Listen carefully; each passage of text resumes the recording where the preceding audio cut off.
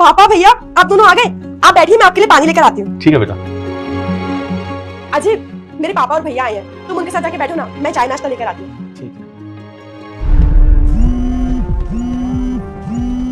Bank वालों को call. अरे यार अभी काट दे फोन को, देख रहे ना कहाँ बैठे हुए, और उनको पता चल गया ना तो मुसीबत। मैं बात करके ना बात खत्म करता हूँ, बोलता हूँ कल बात करूँगा। कर ले। राजा, हाँ जी सर, कैसे हो? लोन लिया है तूने, पैसे देगा? हाँ सर।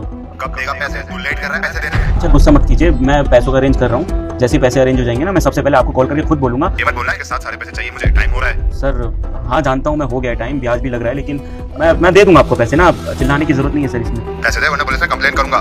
नहीं सर। हाँ सर ठीक है, मैं कहीं बाहर आया था ना, मैं आपको कल मिलता हूँ बैंक में आके ना। चल चल चल दे दे मेरे पैसे। रुक जा बेटा, मुझे देखकर इग्नोर मत करना। इस बार जो भी इस वीडियो को लाइक और सब्सक्राइब करेगा उसके घर में पैसों का बारिश कर दूंगा। यकीन ना हो तो करके देख ले। और जाते जाते बेटा कमेंट में जय श्री राम। नमस्ते पापा जी। नमस्ते जीजा। नमस्ते। कैसे आना हुआ आप लोगों का इतनी शाम में? बस बेटा यहाँ से निकल रहे थे, बेटी की याद आ गई। उसका भाई भी बोल रहा था कि पापा बहन से मिलते चलते हैं, आगे मिलने के लिए। हाँ वो मिलने का मन कर रहा था, इस वजह से आ गए। आप लोगों के पास बैंक वालों का कुछ ज्यादा ही है? लोन?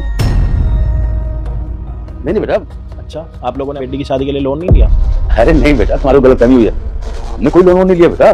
नहीं जैसा आप समझ रहे ऐसा कुछ नहीं है, हमने कोई लोन नहीं लिया। कितने % पे लिया था लोन आपने?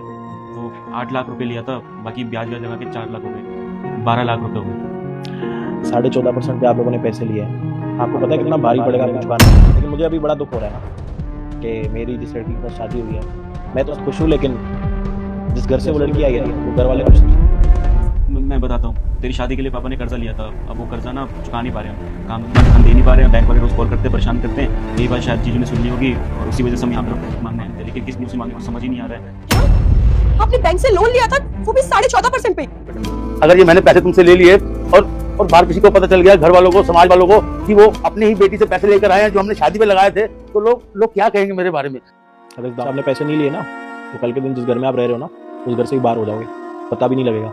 और ये जो आप समाज की बात हो ना, समाज ना आपके साथ खड़ा होगा ना तो कुछ। जब वो बैंक वाले पुलिस वाले लेके आएंगे ना, आपके घर से एक सामान फेंकेंगे ना, तब भी समाज वाले सब देखते रहेंगे, आपकी मदद नहीं करेंगे। उल्टा कुछ लोग तो वीडियो बना के ना सोशल मीडिया पे भी डालेंगे। आप ये पैसे रखिए, अजय बिल्कुल ठीक कह रहे हैं। आप मेरी शादी के लिए बहुत पैसे लगा चुके हैं, ले देखिए हमारा घर ही है, माँ की निशानी।